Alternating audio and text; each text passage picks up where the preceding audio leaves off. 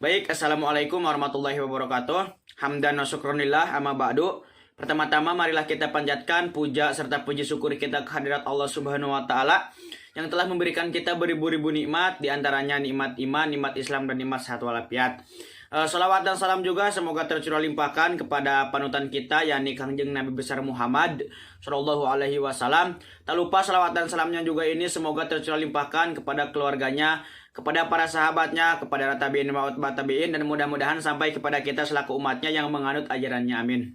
Yang saya hormati Bapak Dr. Kiai Haji Jun MAG selaku dosen 1 pengampu mata kuliah media tabligh. Yang saya hormati juga Bapak Ridwan Rustandi MSos selaku dosen 2 yang mengampu mata kuliah media tabligh. Nah, di sini saya sebagai perwakilan dari kelompok 5 yang beranggotakan yaitu ada Faiz Nopal Habibur Rahman, Hilwa Sayyidatul Afifah, Ike Srilopitar Nurdianti, Jihan Nursetio Ramdhani, saya sendiri Khairul Rahman, dan Muhammad Aditya Arya Yuda. Nah, kami dari kelas KPI 4B. Kali ini kami akan membahas mengenai konvergensi media tabligh pada masyarakat Indonesia, yang dalamnya ada karakteristik tabligh melalui media sosial yang berbasis video dan podcast. Nah, kemudian dari materi ini kita kelompok kami akan membahas 5 poin yang mendasar, yaitu yang pertama ada pengertian media tabligh, kemudian perkembangan media tabligh, selanjutnya karakteristik media tabligh, yang keempat teori konvergensi media tabligh, dan yang kelima cara penerapan video dan podcast sebagai media tabligh terhadap tabligh di masyarakat. Langsung saja, yang pertama ada pengertian dari media tabligh. Nah, media tabligh itu merupakan 2 unsur kata yang berbeda, yaitu antara ada media dan tabligh. Nah, kemudian media itu berasal dari kata atau bahasa Latin yang berarti pranata atau peranata antara sumber pesan source dengan penerima pesan atau receiver. Nah, kemudian media juga menurut para ahli komunikasi adalah yang menghubungkan pesan komunikasi yang disampaikan oleh komunikator kepada komunikan penerima pesan. Kemudian media juga adalah salah satu proses penyampaian pesan melalui alat-alat elektronik, baik berbentuk audio visual maupun yang lainnya. Sedangkan tabligh berasal dari bahasa Arab, yaitu dari akar kata balago, yubaligho, tabligon, yang artinya itu menyampaikan. Nah, adapun secara istilah, menurut Dr. Ibrahim Imam, yang mengatakan dalam bukunya yang berjudul Ushul Al-I'lam Al-Islami tahun 1985, yang mengatakan bahwa tabligh adalah tajwidun nas bil akhbari sahihati wal ma'lumati salimati wal haqaiqi sabitati allati tusa'iduhum ala takwini ra'sin so'ibin wal fi waqaihi, yang artinya tabligh adalah memberikan informasi yang benar, pengetahuan yang faktual, dan hakikat yang pasti, serta bisa menolong atau membantu manusia untuk membentuk pendapat yang tepat dalam suatu jalan atau berbagai kesulitan. Nah, jadi media tabligh itu kalau digabungkan secara detail, pengertian media tabligh adalah alat untuk menyampaikan ajaran Allah dan Rasulullah kepada orang lain. Nah, dalam konteks ajaran Islam, tabligh adalah penyampaian dan pemberitaan tentang ajaran-ajaran Islam kepada umat manusia. Dengan penyampaian tersebut atau pemberitaan tersebut yang akan menjadi terlepas dari beban kewajiban memberitakan, dan pihak penerima berita menjadi terikat dengannya. Menurut Bapak Tata Sukayat dalam bukunya halaman 88 tahun 2009. Nah, kemudian selanjutnya ada perkembangan media tabligh. Teknologi, kalau berbicara mengenai teknologi, di era globalisasi ini tentu sangat mengalami kemajuan yang sangat pesat. Beragam macam media komunikasi bersaing dalam memberikan informasi yang tanpa batas. Nah, dunia kini seakan-akan telah berubah dan sedang berubah bergulir dalam proses revolusi, informasi, dan komunikasi yang melahirkan peradaban-peradaban baru sehingga mempermudah manusia untuk saling berhubungan serta meningkatkan mobilitas sosial. Kemudian kehadiran media juga di tengah-tengah masyarakat seperti surat kabar, radio, televisi, internet, dan yang lainnya itu sebagai bentuk sarana dakwah di abad modern yang telah berpengaruh luas. Kemudian suatu pesan atau berita yang dapat kita sampaikan melalui pesan-pesan media tersebut dapat dengan mudah diterima oleh masyarakat dalam waktu yang relatif sangat singkat. Artinya sangat cepat. Yang ketiga, yaitu ada karakteristik media tabligh. Nah, karakteristik media tabligh ini terbagi lagi menjadi 3. Yang pertama ada karakteristik media cetak, karakteristik media elektronik, dan yang ketiga karakteristik media online. Yang pertama ada karakteristik media cetak, yaitu dapat dibaca di mana dan kapan saja. Kemudian yang kedua, dapat dibaca berulang-ulang. Yang ketiga, pengaruhnya itu agak rendah atau relatif kurang. Yang keempat, pengolahannya secara mekanik atau elektronik menggunakan mesin. Yang kelima, biaya operasionalnya itu sangat rendah. Dan yang keenam, jangkauan atau populasinya itu terbatas atau dapat terjangkau gitu, terjangkau. Nah, yang kemudian yang kedua ada karakteristik media elektronik. Nah, yang pertama dapat didengar dan dilihat seperti seperti radio dan televisi. Nah, kemudian siarannya pun bisa dilihat ulang ketika siaran ulang. Misalnya seperti radio ada penyiaran ulang atau televisi gitu. Nah, yang ketiga daya pengaruhnya itu relatif rendah seperti radio dan pengaruhnya itu sangat tinggi seperti televisi gitu. Kemudian yang keempat, pengolahannya itu secara elektronik atau menggunakan media-media elektronik. Nah, yang kelima, biaya operasionalnya itu sangat tinggi.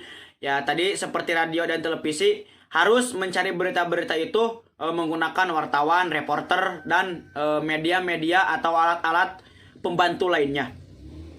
Kemudian yang keenam, daya jangkauannya itu sangat luas. Artinya siapa saja bisa menjangkau selagi mempunyai alat atau koneksi yang bisa menghubungkan terhadap radio atau siaran televisi tersebut. Nah, kemudian yang ketiga, ada karakteristik media online. Yang pertama, jangkauan dakwahnya itu universal atau seluruh dunia. Artinya karena ini bersifat online, jadi semuanya bisa mengakses asalkan terhubung dengan media internet, mempunyai jaringan internet. Nah, yang kemudian yang kedua, informasi yang tersampaikannya itu bisa dengan cepat karena rata-rata pengguna di seluruh dunia ini menggunakan media online atau menggunakan media internet.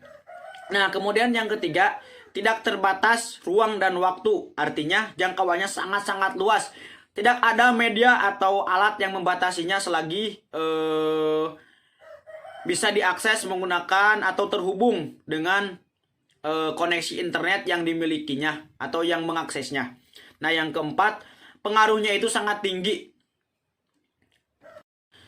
Selanjutnya yaitu mengenai teori konvergensi media. Nah, apa sih konvergensi media itu? Jadi konvergensi media itu dapat diartikan sebagai proses penggabungan atau penyatuan berbagai platform media menjadi satu titik jaringan yang terintegrasi atau terikat. Nah, kemudian menurut Grant dan Wilkinson tahun 2010 mereka mengatakan bahwa konvergensi media dapat membuat khalayak atau penggunanya itu menjadi lebih memiliki banyak pilihan media dengan konten-konten yang semakin beragam. Nah, tentunya komunikasi massa ini atau media ini juga pasti memiliki efeknya.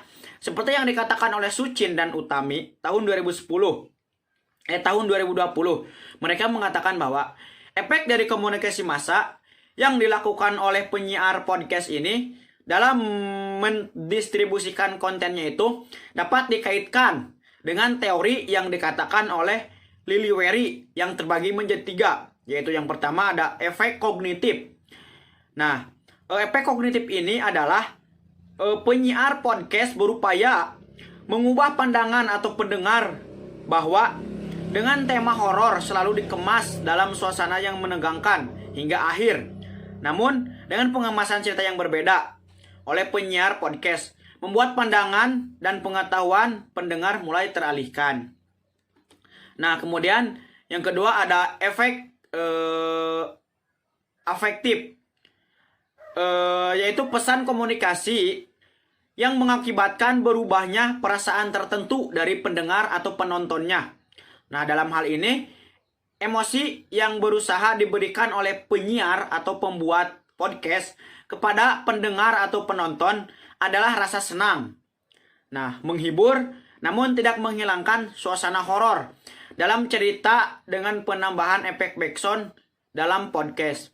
Kemudian yang ketiga, efek konatif.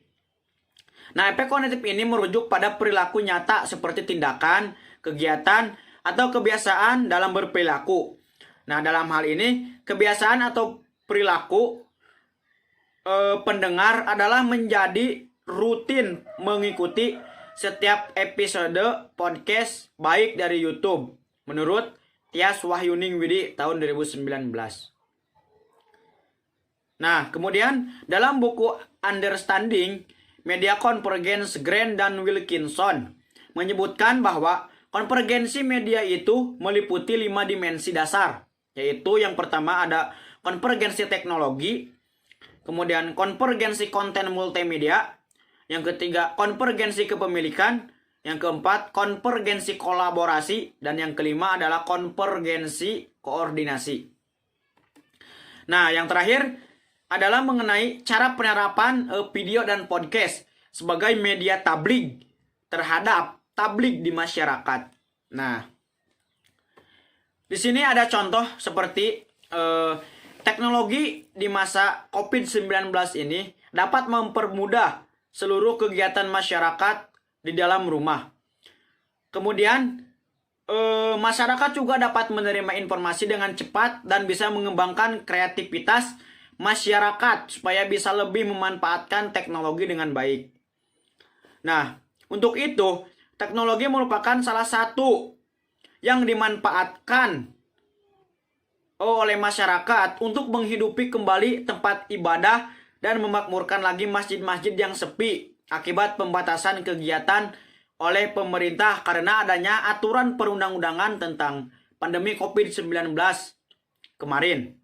Nah, kemudian seperti kegiatan berdakwah, pengajian, maupun khutbah dapat dilaksanakan kembali dengan adanya teknologi seperti streaming atau melakukan dakwah-dakwah melalui video-video atau konten-konten Islami yang dapat kita upload ke media YouTube, TikTok, Facebook, Instagram, dan media online lainnya. Nah, kemudian dalam hal ini juga teknologi dapat mempermudah pelaksanaan kegiatan-kegiatan keagamaan yang lainnya. Nah, seperti melalui pengabdian masyarakat yang dilakukan untuk memberikan solusi permasalahan yang terjadi di masyarakat. Nah, media podcast juga menjadi salah satu solusi agar kegiatan keagamaan tetap berlangsung di era pandemi yang sempat melanda kemarin. Nah, kemudian podcast yang dilakukan ini dapat merupakan media yang sedang marak di kalangan entertainment. Podcast ini juga dapat digunakan sebagai sarana menyampaikan informasi atau klarifikasi para artis yang tersandung masalah. Mungkin itu saja penjelasan materi dari kelompok 5. Kurang lebihnya mohon maaf. Assalamualaikum warahmatullahi wabarakatuh.